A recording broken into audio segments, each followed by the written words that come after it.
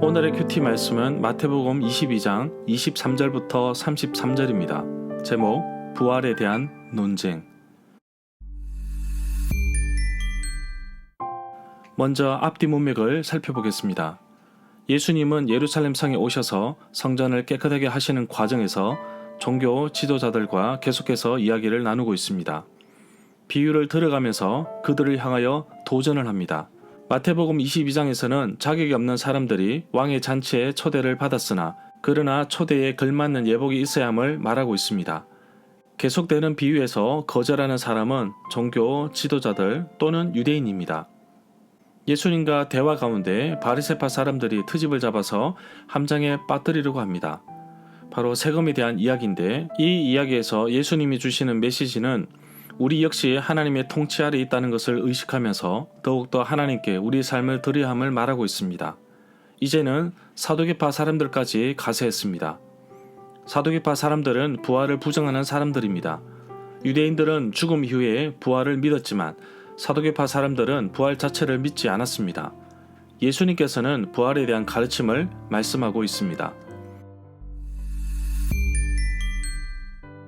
문단을 나눠보겠습니다.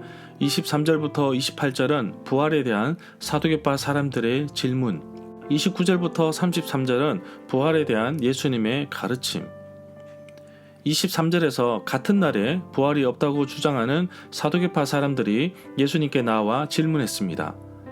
사두개인 사두개파 사람들과의 부활 논쟁은 마태복음 22장, 마가복음 12장, 누가복음 20장에 나옵니다.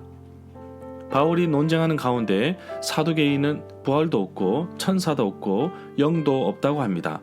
그러나 바리새인들은 다 있다고 말합니다. 사도행전 23장 8절에서 그 내용을 찾아볼 수 있습니다. 여기에서 사두개파 사람들, 사두개인에 대해서 알아보겠습니다.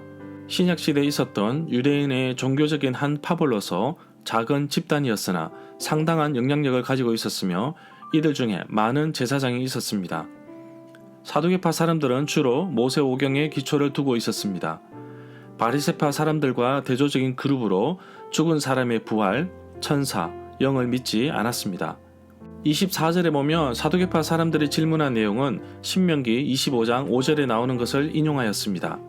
과부가 된 사람은 죽은 남편의 동생, 형제 사이에서 태어난 자식을 죽은 자의 남편의 자식으로 간주되어서 그의 이름을 따른다고 보았습니다. 28절에 보면 7형제 모두가 이 여자를 아내로 맞아들였으니 부활 때 이 여자는 이 7형제 가운데 누구의 아내가 되는지 사두개파 사람들이 물었습니다. 사두개파 사람들이 말한 이야기는 가상적인 이야기입니다. 사두개파 사람들의 관점에서 보면 죽은 자가 다시 살아나더라도 이 땅에서 가졌던 똑같은 인간관계를 가진다고 가정하는 생각이 얼마나 불합리한가를 잘 보여주고 있습니다. 29절에 보면 예수님께서 사두개파 사람들에게 성경도 알지 못하고 하나님의 능력도 알지 못함으로 오해하였다고 말씀하고 있습니다. 하나님께서 예수 그리스도를 살리셨고 또한 하나님의 권능으로 우리를 다시 살리셨습니다. 고린도후서 6장 14절에서 그 내용을 찾아볼 수 있습니다. 32절에 보면 나는 아브라함의 하나님이요 이삭의 하나님이요 야곱의 하나님이라고 말씀하시는데, 하나님은 죽은 사람들의 하나님이 아니라 살아있는 사람들의 하나님이시다고 말씀하십니다. 이 구절은 출애굽기 3장 6절의 말씀을 인용하였습니다. 사도행전 7장 32절에서 스데반이 메시지를 하는 가운데 인용하였습니다. 이 구절에서 예수님의 대답은 두 가지를 담고 있습니다. 첫 번째는 하나님의 권세는 사람들을 변화시키며 새로운 생명은 낡은 것과 같지 않다는 것입니다.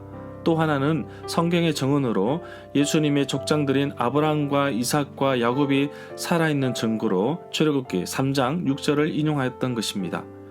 하나님은 나는 네 조상의 하나님이 라고 현재형으로 말했기 때문으로 보고 있습니다. 절마다 상세한 설명과 구절에서 그리고 핵심 내용과 중심 줄거리는 네이버 블로그에 올려져 있습니다. 내게 주시는 교훈입니다. 고린도전서 6장 14절에 보면 하나님은 죽은 자를 살리시는 분이십니다. 그러므로 그리스도인은 부활의 신앙을 가져야 합니다. 이 세상 살아가면서 언제나 죽음에 직면하겠지만 그러나 우리에겐 부활이 있으며 영원한 삶이 있다는 것이 기독교의 특징일 것입니다. 부활을 믿지 않으면서 예수님께 부활에 대해서 질문한 사두개파 사람들처럼 전도하다 보면 부활도 믿지 않으면서 사두개파 사람들처럼 질문하는 사람들도 있습니다. 부활이 없으면 나의 신앙도 헛것입니다. 예수님께서 부활하셨으니 나도 부활신앙을 가지고 살아가는 하루가 되기를 간절히 소망합니다.